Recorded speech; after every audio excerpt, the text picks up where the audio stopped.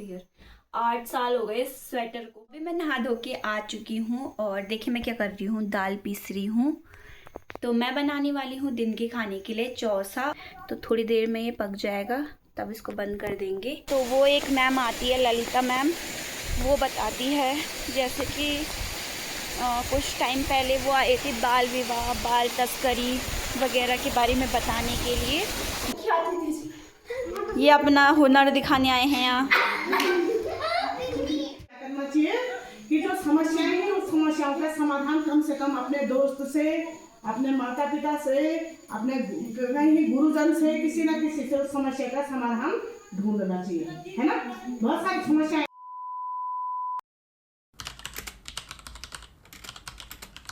Hello everyone, welcome back to our new vlog. So कैसे हो आप सभी? I hope you all are doing well. तो आज का व्लॉग स्टार्ट हो रहा है सुबह के 8:30-9 बजे से और अभी तक मैं घर में ही हूँ। आज खेत में नहीं गए क्योंकि आज घर का ही काम है। तो थोड़ा बहुत घर का काम बताया मम्मी ने, वो करना है। और मैं यहाँ पर कपड़े संभाल रही हूँ अभी तो, लकी और मेरे। और देखिए मेरा बैग पैक भी हो गया है। सॉरी मजाक कर रही हूँ आप लोगों से। कहीं जाने का प्लान नहीं अभी, अभी तो घर में ही हूँ फिलहाल। मैं ये लक्की और मेरे कपड़े यहाँ पर हैं वो थोड़ा समेट रही हूँ क्योंकि मेरे और लक्की के कपड़े ना, मैं कितना भी कोशिश करूँ रखने की, लेकिन सारे फिर यहीं पे आ जाते हैं सारे के सारे। तो आज मैंने सोचा फाइनली इसको यहाँ से क्लीन कर देती हूँ। यहाँ पर अच्छा भी नहीं लग रहा ना थोड़ा सा। तो इसके बाद ना मेरे को क्या करना है, घर की लिपाई करनी है। बहुत दिनों के बाद धूप आई है ना और लगातार बारिश आ रही थी जिसकी वजह से हम लिपाई नहीं कर पा रहे थे घर की। तो अब 2-3 दिनों से धूप ही है तो हम धीरे धीरे काम करना स्टार्ट करते हैं। और घर की लिपाई भी करना ज़रूरी है क्योंकि सीलन आ जाती है जिसकी वजह से थोड़ा सा अच्छा नहीं लगता है घर। तो इसीलिए लिपाई करनी पड़ती है टाइम टू टाइम। तो आज मैं लिपाई भी करने वाली हूँ उसके साथ। पहले मैं कर लेती हूँ यहाँ से सारे कपड़े की तय बना के रख देती हूँ अंदर। तो उसके बाद करते हैं लिपाई। तो चलिए काम करना स्टार्ट करते हैं।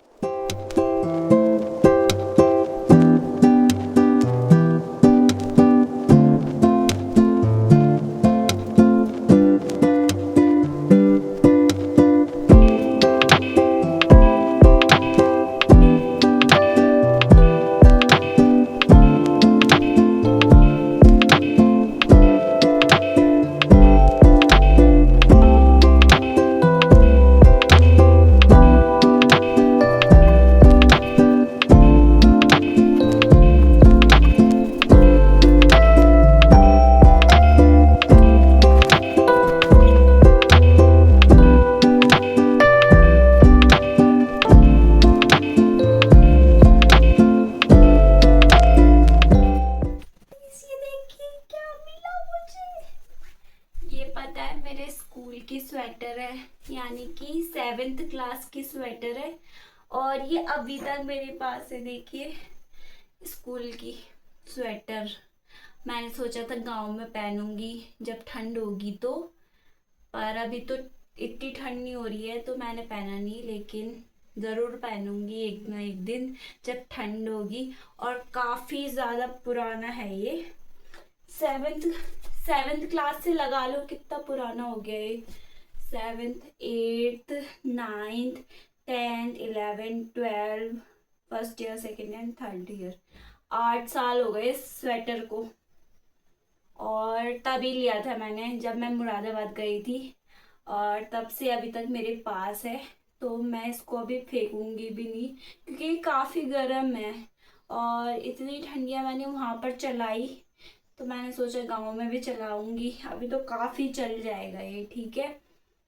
तो चलिए फिर इसको भी रखते हैं अभी।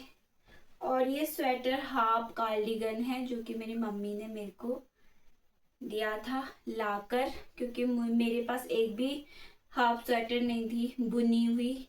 तो मम्मी से जिद किया था मैंने कि मेरे को दिला दो। तो कोई बुन रहा था तो उनसे मेरी मम्मी ने 500 रुपये या कितने रुपए में लिया था। तो ये भी मेरे पास है, पर ठंड हो नहीं रही तो मैंने यूज़ भी नहीं किया, लेकिन जब ठंड होगी तो यूज़ करूँगी, ठीक है। तो चलिए इसको भी रखते हैं।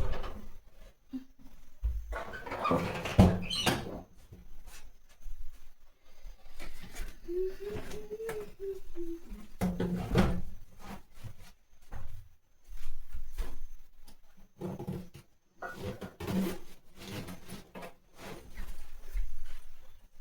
यहाँ पर बिल्कुल साफ़ कर दिया, सारे कपड़े समेट के रख दिए हैं, कुर्सियाँ भी साफ़ कर दी हैं और ये कपड़े हैं धोने के लिए। तो अभी मैं धोने के लिए ले जाती हूँ इनको। और ये देखिए यहाँ पर साफ़ हो चुका है। तो ये जितने कपड़े भी हैं ये सारे लक्की के ही हैं, पर धो लेते हैं हम। और देखिए धूप भी अच्छी निकल रही है आज तो ये देखिए झंगोरा भी धूप में सुखाने के लिए रखा है। झंगोरा नहीं है ये, मंडवा है। मंडवा सुखाने के लिए रख दिया है। देखिए धूप भी आई है ना इसीलिए। और देखिए दादी कर रही है लिपाई, इधर की और उधर की। मैं इधर की और उधर की करूँगी। तो अभी दादी लीप देंगी, उसके बाद मैं लिपूँगी। देखिए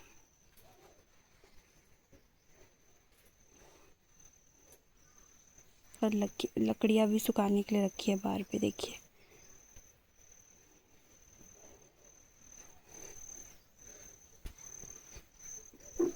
ओ दादी लीप दिया है बिच मुँह बिच है ना क्या करें हम लिपो ने ऊपर। हम ना लिप जरा तो देखिए दादी ने यहाँ पर लिपाई कर दी है।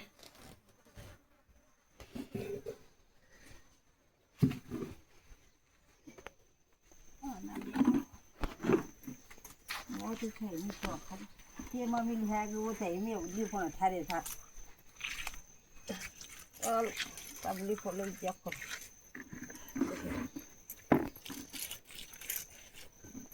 ना मम्मी लिए ही थे वो थे मम्मी है मन पारो पालो मो बस हम आवाज खोले पान बेचारे अब लो भैंसा का बुआ ने बेफाल जब बाल भी नहीं रहा ये थी बाल भी नहीं रहा। उधर तो देखिए धुआं लग रखा है, कोहरा है वो तो। तो गाइस लिपाई करना हो चुका है कैंसिल, क्योंकि जो गोबर लाए थे वो यूज़ हो चुका है लिपाई में ही। 2 कमरे में तो दादी ने कर लिया था, 1 कमरे में मम्मी ने कर लिया। बाकी बचे 2 कमरे जिसमें कि मैं करूँगी, और वो करेंगे हम कल, क्योंकि गोबर तो यूज़ हो चुका है, दोबारा जाना पड़ेगा। इसके लिए हम कल ही लेके आएंगे अब, और कल ही करेंगे। तो अभी फ़िलहाल मैं फटाफट से नहा लेती हूँ, क्योंकि हम 12 बजे तक खाना खा लेते हैं और अभी बज रहे हैं 10। तो नहा धो के फिर मैं बनाती हूँ खाना, फिर मिलते हैं आपको। अभी मैं नहा धो के आ चुकी हूँ और देखिए मैं क्या कर रही हूँ, दाल पीस रही हूँ। तो मैं बनाने वाली हूँ दिन के खाने के लिए चौसा और उसके साथ भात। तो चौसा ना उत्तराखंड का एक ट्रेडिशनल डिश है, जो कि दाल की तरह बनाया जाता है, जिसमें कि हम उड़द की दाल लेते हैं और फिर उसको क्या करते हैं, सिलबट्टे पे पीसते हैं, या फिर आप बाहर किसी भी पत्थर पे पीस सकते हो, थोड़ा थोड़ा खुरदरा सा, हल्का फुल्का। और उसके बाद उसको क्या करना है, कढ़ाई पे बनाना है। तो वो आपको दिखाऊंगी आगे, पहले मैं दाल पीस लेती हूँ। तो चलिए, यहाँ पर कढ़ाई में तेल रख दिया है, ये है पिसा हुआ दाल और ये है प्याज और लहसुन। इनके अलावा हम इसमें कुछ भी नहीं डालेंगे। और जीरे का लगाएंगे तड़का, और यहाँ पर लिखे हुए सारे मसाले, फिर मसाले डालेंगे और थोड़ा सा आटा भूनना है इसमें। तो पहले तेल गरम हो जाए फिर मैं इसमें तड़का लगाती हूँ, फिर उसके बाद प्याज और लहसुन डालूँगी, फिर उसको भूनूंगी, फिर उसके बाद थोड़ा सा आटा भी डालूँगी, थोड़ा सा गाढ़ा होने के लिए। तो चलिए,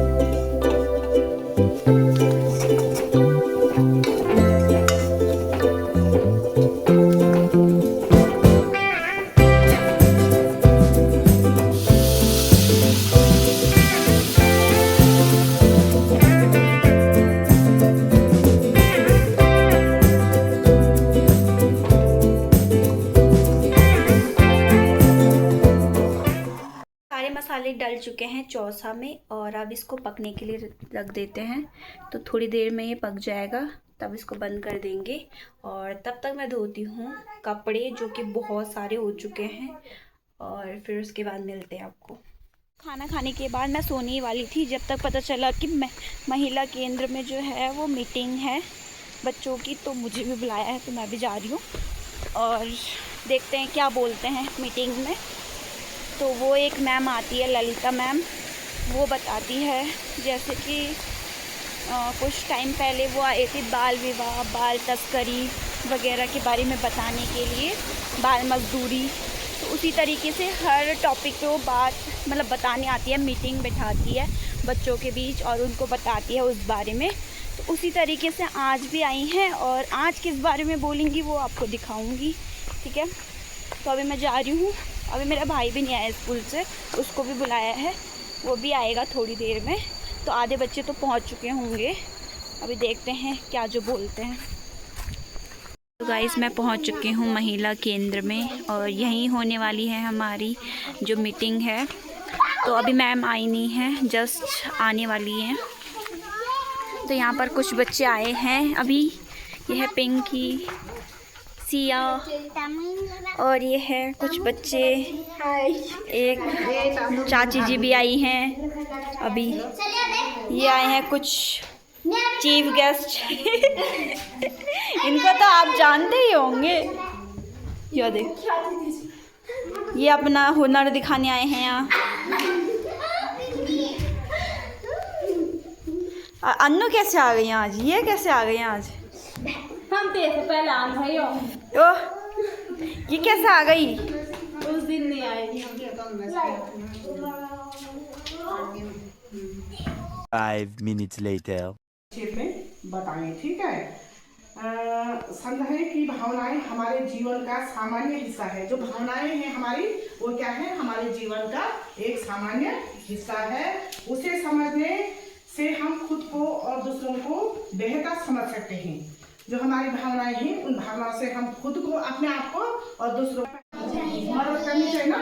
अगर किसी पे उदाहरण के लिए बहुत बड़ी समस्या आ गई है और वो उस समस्या का समाधान नहीं ढूंढ पा रहा है वो व्यक्ति, कि मैं कैसे उस समस्या का समाधान करूं, लेकिन उसके बाद वो लास्ट में गलत तरह चले जाता है, क्योंकि वो ये कहता है कि अगर मैं किसी अपने दोस्त के पास कहूँ या घर में बोलूँ किसी के पास, तो नहीं हो पाता है। तो इसलिए क्या करना चाहिए कि जो समस्याएं हैं उस समस्याओं का समाधान कम से कम अपने दोस्त से, अपने माता पिता से, अपने कहीं गुरुजन से, किसी न किसी से उस समस्या का समाधान ढूंढना चाहिए, है ना। बहुत सारी समस्याएं आती हैं हमारे जीवन में, आती है, तो उन समस्याओं का समाधान कहीं ना कहीं हमको ढूंढ के उन समस्याओं का समाधान करना चाहिए, बल्कि हार मान नहीं होना चाहिए कि ना ना ना मेरे से कुछ होने वाला नहीं है, मेरे को अब अपना जीवन त्याग ही कर देना चाहिए, ऐसा नहीं सोचना चाहिए। और किसी भी दोस्त की मदद करनी चाहिए, है ना, मदद करनी चाहिए। ये इससे क्या होता है कि एक बहुत बड़ा सहारा मिल जाता है। आ चुके हैं मीटिंग से, कब के आ गई थी वैसे तो, अब दूसरी बार चाय पी रही हूँ देखो, क्योंकि बाहर बारिश आ रही है और बारिश में चाय पीने का तो क्या ही मज़ा है ना।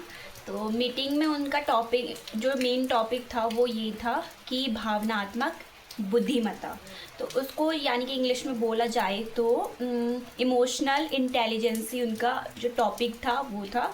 और काफ़ी सही टॉपिक था, जिसको मतलब आजकल लेके चलना चाहिए, क्योंकि काफ़ी लोग होते हैं दूसरों की फीलिंग्स को नहीं समझते हैं, ठेस पहुंचा देते हैं अपनी बातों से। तो इसका मतलब यही है कि अपनी फीलिंग्स और दूसरों की फीलिंग्स को समझना और उसको सही तरीके से सही निर्णय लेना ही जो बुद्धिमत्ता, क्या बोलते हैं, भावनात्मक बुद्धिमत्ता होता है। और आप मतलब इस टाइम पे ना आपका बहुत इम्पोर्टेंट हो चुका है किसी को अपनी बात शेयर करना, और कोई भी मुश्किल में हो आप दूसरे उस इंसान को बताओ जो कि आपकी बातों को समझे और वो आपको सही सलाह दे। तो इस तरीके से उन्होंने बताया था, जिसमें कि काफ़ी चीज़ें उन्होंने बताई जो कि काफ़ी सही टॉपिक है।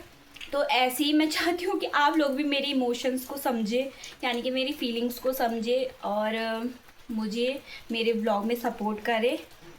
और मेरे ब्लॉग को like, share, comment and subscribe करना ना भूलें, क्योंकि मैं भी आप लोगों के साथ इमोशनली कनेक्ट हूँ और मैं एक वीडियोस बनाती हूँ क्योंकि ताकि आप लोगों तक हमारी जो संस्कृति है वो पहुँच सके।